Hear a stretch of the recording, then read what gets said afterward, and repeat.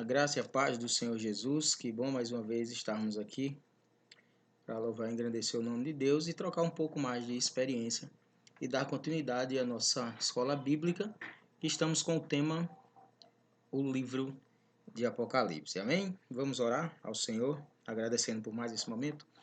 Querido Deus, Pai, muito obrigado, Deus, por nos conceder mais esse privilégio de aprender da Tua palavra, de compartilhar, Deus, com os irmãos, aquilo que é bom, que é perfeito, que é agradável, Senhor, que é a Tua vontade.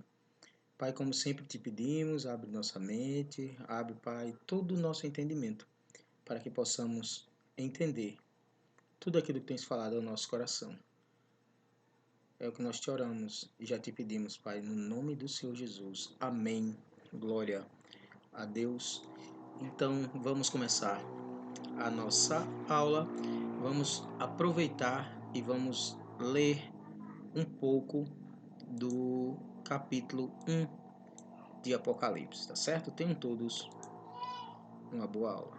Apocalipse, capítulo 1. Neste livro estão escritas as coisas que Jesus Cristo revelou. Deus lhe deu esta revelação para mostrar aos seus servos o que precisa acontecer logo. Cristo enviou seu anjo para que, por meio dele, o seu servo João soubesse dessas coisas. João contou tudo o que viu. E aqui está o que ele contou a respeito da mensagem de Deus e da verdade revelada por Jesus, pois está perto o tempo em que todas essas coisas acontecerão. Eu, João, escrevo às 7 igrejas que estão na província da Ásia. Que a graça e a paz lhes sejam dadas da parte de Deus, aquele que é, que era e que há de vir. Da parte dos 7 espíritos que estão diante do seu trono. E da parte de Jesus Cristo, a testemunha fiel.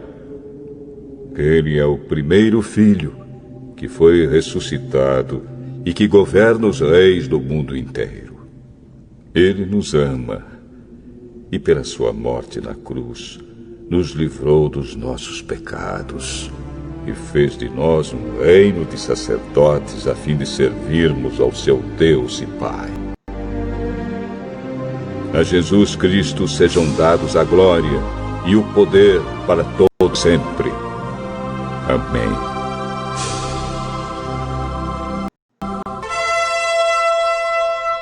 Olhem, ele vem com as nuvens.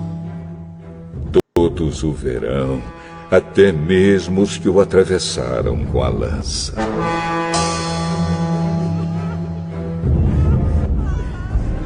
Todos os povos do mundo chorarão por causa dele. Certamente será assim. Amém. Eu sou o Alfa e o Ômega, diz o Senhor Deus, o Todo-Poderoso, que é, que era e que há de vir. Eu sou João, irmão de vocês, e unido com Jesus, tomo parte com vocês no reino e também em aguentar o sofrimento com paciência. Eu estava na ilha de Patmos, para onde havia sido levado por ter anunciado a mensagem de Deus e a verdade que Jesus revelou. No dia do Senhor fui dominado pelo Espírito de Deus e ouvi atrás de mim uma voz forte como o som de uma trombeta que me disse: escreva num livro que você vai ver e mande esse livro às igrejas que estão nestas 7 cidades: Éfeso, Esmirna, Pérgamo, Tiatira, Sardes, Filadélfia e Laodiceia. Eu virei para ver quem falava comigo e vi 7 candelabros de ouro. No meio deles estava um ser parecido com um homem, vestindo uma roupa que chegava até os pés e com uma faixa de ouro em volta do peito. Os seus cabelos eram brancos como a lã, ou como a neve, e os seus olhos eram brilhantes como fogo. Os seus pés brilhavam como bronze refinado na fornalha e depois polido, e a sua voz parecia o barulho de uma grande cachoeira. Na mão direita, ele segurava 7 estrelas, e da sua boca saía uma espada afiada dos 2 lados. O seu rosto brilhava como o sol do meio-dia. Quando eu vi, caí aos seus pés como morto. Porém, ele pôs a mão direita sobre mim e disse: não tenha medo. Eu sou o primeiro e o último. Eu sou aquele que vive. Estive morto, mas agora estou vivo para todo sempre. Tenho autoridade sobre a morte e sobre o mundo dos mortos. Portanto, escreva as coisas que você vai ver, tanto as que estão acontecendo agora como as que vão acontecer depois. O sentido secreto das 7 estrelas que você viu na minha mão direita e dos 7 candelabros de ouro é este. As 7 estrelas são os anjos das 7 igrejas, e os 7 candelabros são as 7 igrejas.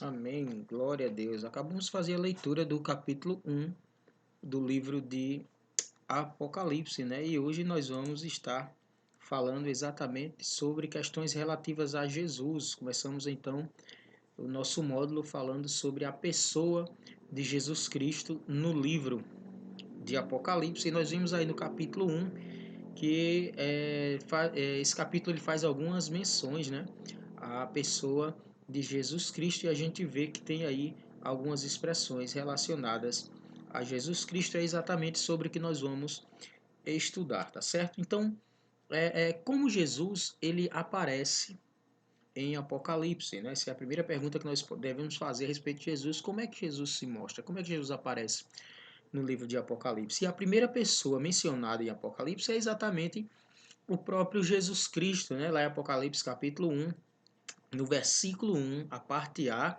já vai dizendo que é a revelação de Jesus Cristo. Então isso significa que essa revelação vem dele e que essa revelação é sobre ele, porque Cristo ele é o assunto do livro inteiro. Cristo ele vai estar sendo comentado, vai estar sendo falado durante todo o livro de Apocalipse.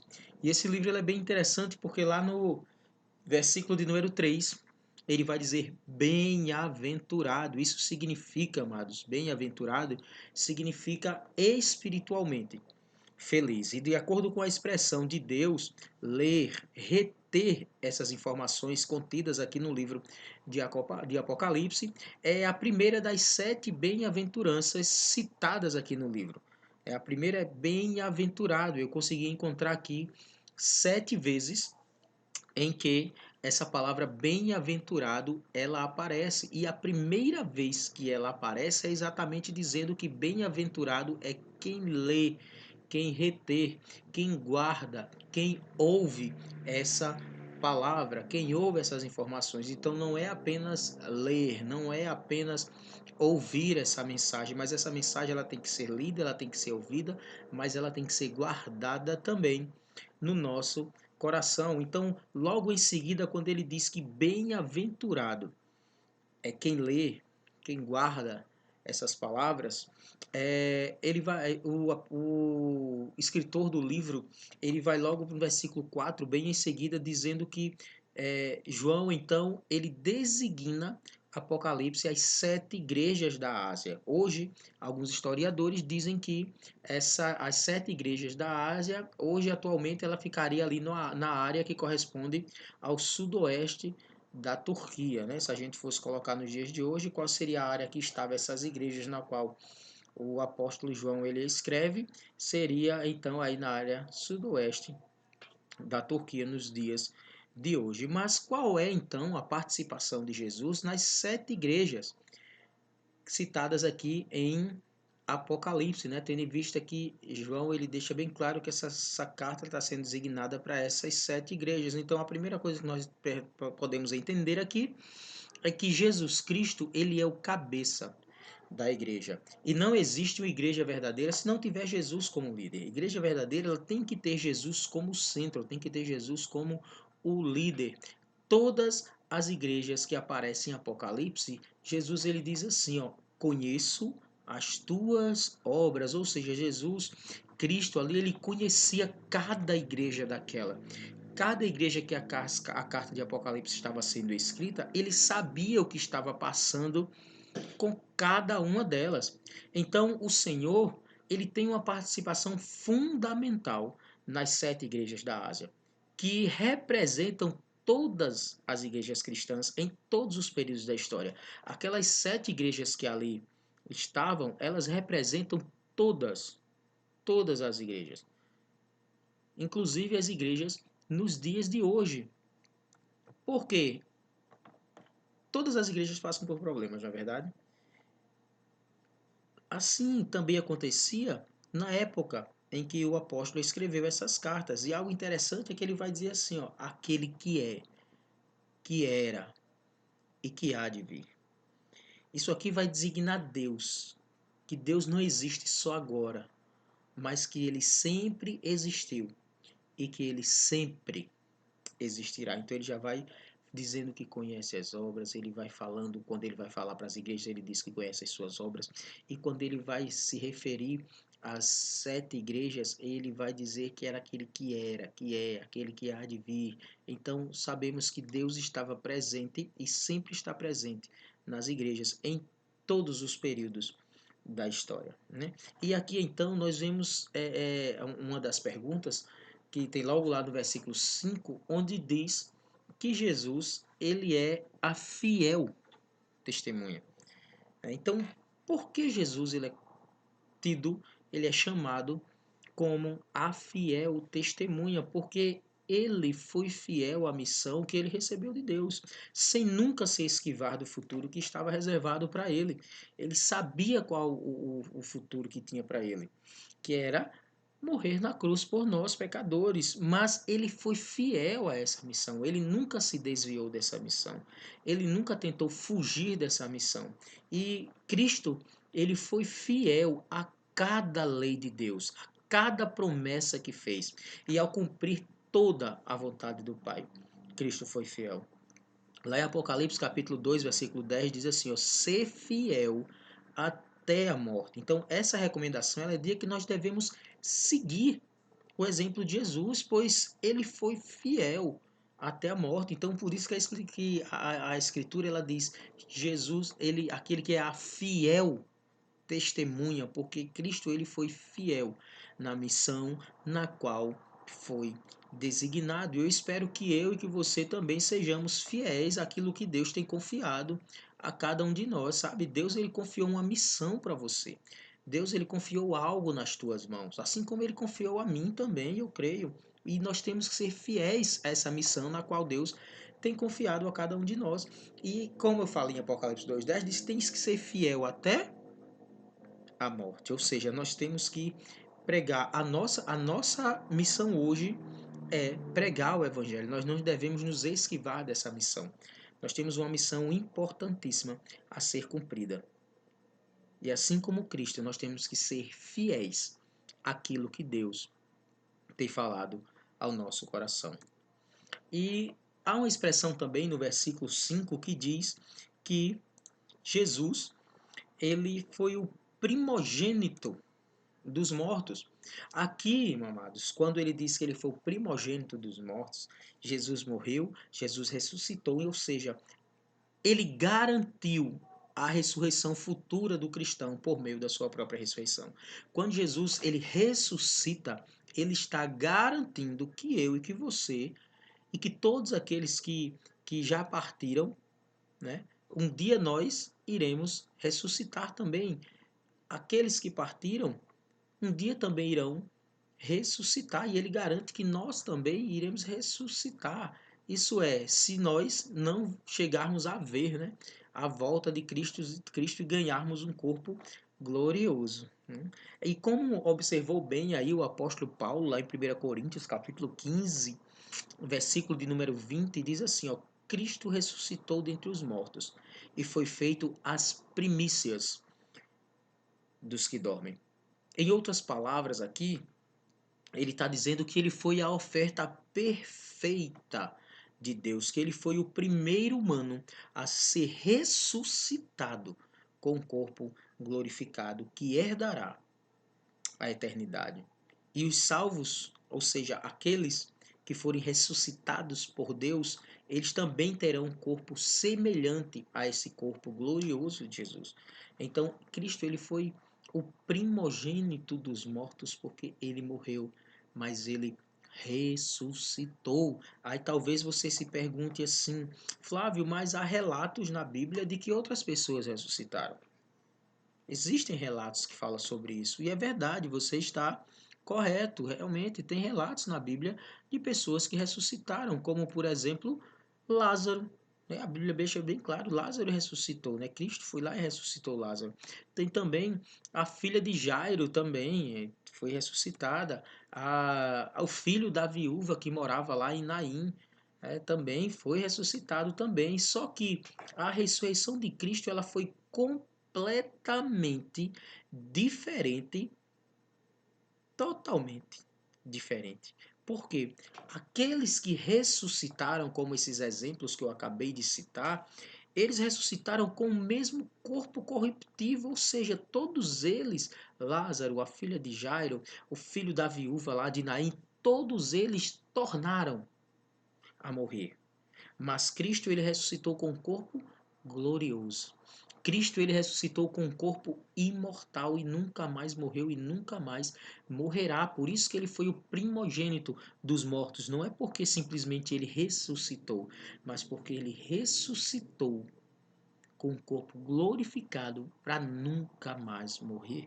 E é exatamente isso que vai acontecer com nós, os cristãos, no dia em que Cristo voltar. Aqueles que estiverem mortos, eles serão ressuscitados com o corpo glorificado. Aqueles que estiverem aqui ainda terão um corpo glorificado e subirão juntamente com Cristo.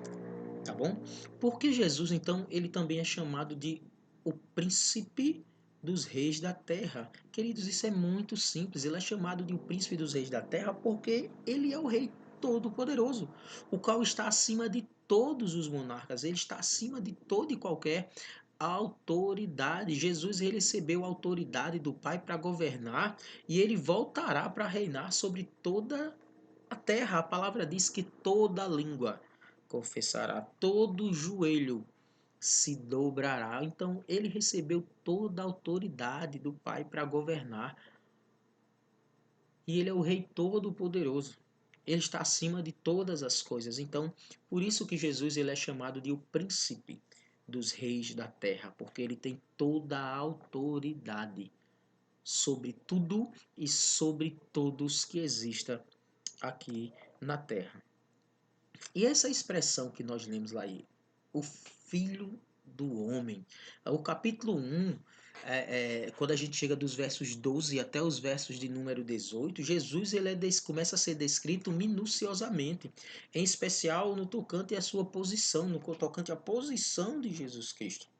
E a Bíblia diz que Cristo ele surgiu como um semelhante ao Filho do Homem, no meio dos 7 castiçais de ouro que simbolizam as 7 igrejas da Ásia. Né? Então, isso aqui, quando ele diz filho do homem, é uma referência a Daniel, capítulo 7, versículo de número 13, e também, além ali também do uso dessa expressão pelo próprio Jesus Cristo em relação a si mesmo. Né?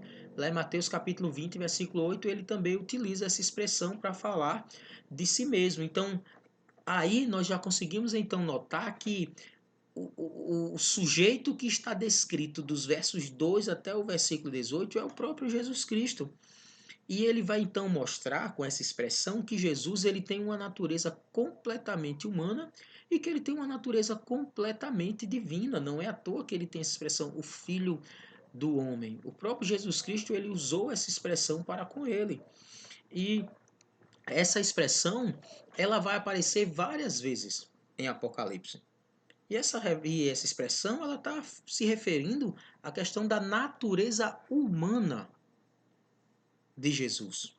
E a maior prova disso, a maior prova de que Jesus era humano, foi quando ele estava ali lá no Getsemane, poucos dias antes de subir à cruz para sofrer como Cordeiro de Deus que tira o pecado do mundo, ao sentir o pavor da morte, ele clamou assim, ele disse assim, meu Pai, se é possível, passa de mim este cálice. Todavia não seja como eu quero, mas como tu queres.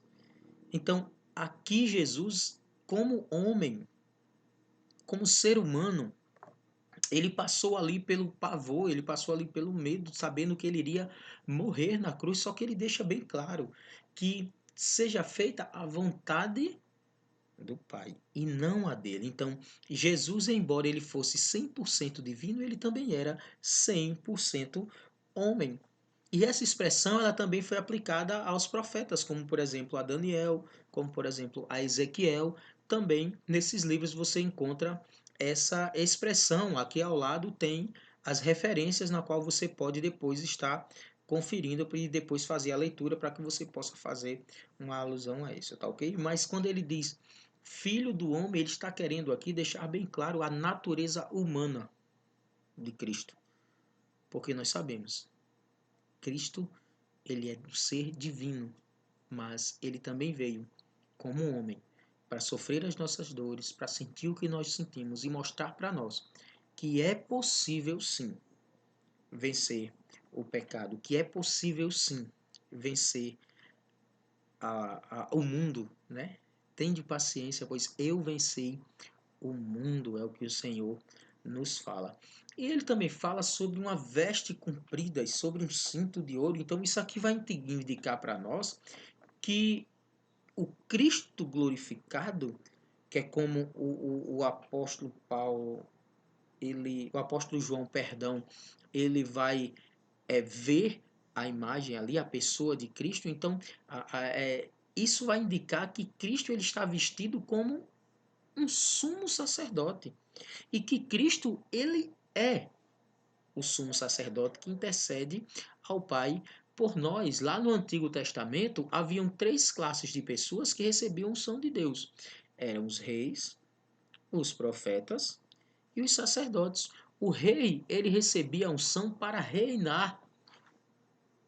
O sacerdote, ele já recebia a unção para interceder pelo povo e representar o povo diante de Deus. E o profeta, ele recebia a unção para falar em nome de Deus ao povo. E aqui então Cristo ele está sendo representado como o sumo sacerdote, ou seja, aquele que intercede por nós, aquele que nos representa. A Bíblia diz que Cristo ele é o advogado.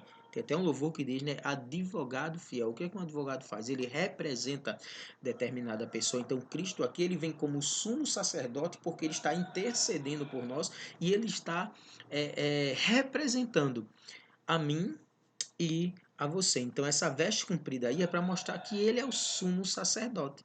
O cinto de ouro, porque o sumo sacerdote ele tinha essa expressão, ele tinha esses adereços. Então, Cristo ele vem aí representando este sumo sacerdote. E a palavra dá continuidade dizendo que ele tinha cabelos brancos como a lã. Isso aqui, queridos, é um paralelo à descrição lá do ancião de dias, que está lá em Daniel capítulo 7, versículo de número 9. E nós também podemos dizer também que é também uma descrição a questão da aparência gloriosa de Cristo transfigurado lá no monte, que está lá em Apocalipse capítulo 17, versículo de número 2. Então, essa descrição aqui, cabelos brancos como a lã, essa descrição vai mostrar aqui a pureza, a imortalidade, tanto de Deus Pai como de Deus Filho. Né? Então, o branco ele representa pureza, ele representa paz, e está mostrando que tanto o Deus Pai como o Deus Filho, ele é puro, ele é imortal. E o cristão vencedor, ele será vestido de vestes brancas. E essas vestes brancas é um símbolo de pureza. E é o vencedor, ele garante que sempre estará na presença de Cristo. Glória a Deus por isso. E diz que quando ele observa esse ser divino que aparece no meio dos 7 castiçais, diz que ele tinha os olhos como de fogo. Isso aqui indica que João não contemplou um Cristo derrotado, mas ele contemplou sim um Cristo glorificado, com olhos poderosos, com olhos penetrantes. Os olhos de fogo, o fogo, querido, ele queima tudo que é impuro. Isso significa que os olhos do Senhor tudo discernem. Isso vai significar que os olhos do Senhor tudo conhecem. Isso indica também com os olhos de fogo, vai indicar também a sua justiça, assim como o juízo sobre todas as coisas impuras. O fogo ele purifica. Né? Então, os olhos de fogo vai indicar o juízo de Deus sobre todas as coisas impuras. Né? E que o João, o profeta João, ele não contemplou um Cristo derrotado. Tem um hino de J. Neto que ele diz que ele não acredita na que é falsa a inspiração do autor quando é, é, ele olha para as imagens, né, na qual as pessoas fazem de Cristo ali na cruz. Então, ele não conseguiu enxergar um Cristo ali na cruz, mas ele conseguiu enxergar um Cristo vitorioso, ele conseguiu enxergar um Cristo fortalecido, não um Cristo derrotado. Por isso que ele enxerga os olhos como o de fogo, e o fogo queima tudo que é impuro. E diz também que os seus pés são semelhantes a um latão reluzente. Esse metal, ele simboliza durabilidade. Esse metal ele vai simbolizar a firmeza. Então isso aqui também nós podemos aqui também levar que isso significa respeito, que significa poder, assim como todas as coisas estão debaixo dos seus pés, né? Como diz lá em 1 Coríntios, capítulo 15, versículo 25, todas as coisas estão debaixo dos pés, então, do Senhor. Então, os pés como um de latão reluzente simboliza durabilidade, simboliza firmeza. E por que a língua de Jesus ela é vista como uma espada afiada de 2 gumes? Porque a espada ela representa o poder da palavra de Deus em ação. Quando Jesus ele enfrentou Satanás ali no deserto, ele usou o quê? A espada do Espírito. Mateus capítulo 4, versículo 4 vai dizer: ele, porém, respondendo, disse: está escrito, não só de pão viverá o homem, mas de toda a palavra que sai da boca de Deus. Glória a Deus por isso. Então, a espada que saía da boca desse ser divino, que sai da boca de Cristo, como espada afiada de 2 gumes, isso aqui representa a palavra de Deus, simboliza o poder e o juízo que a palavra de Deus ela promove ao penetrar no profundo coração humano. Quando a palavra de Deus ela entra no coração humano, ela modifica, ela tem poder. E é por isso que essa palavra ela é tão abençoada. E é por isso que aqui diz que da boca do Senhor, da boca dele, sai uma espada afiada de 2 gumes. Então, porque essa espada ela vai representar a palavra de Deus. Amém, queridos? Glória a Deus. Hoje nós estamos aí na nossa 5ª aula e eu quero agradecer a todos vocês que que tem nos acompanhado.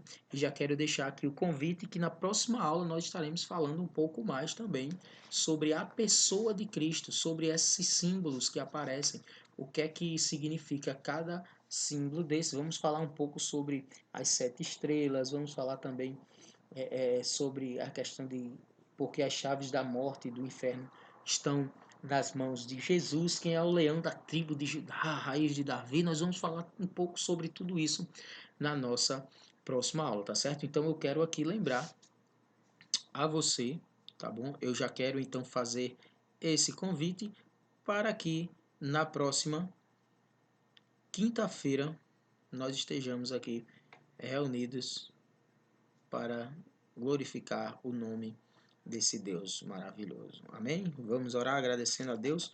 Queridos, essas aulas, elas são bem diretas, né?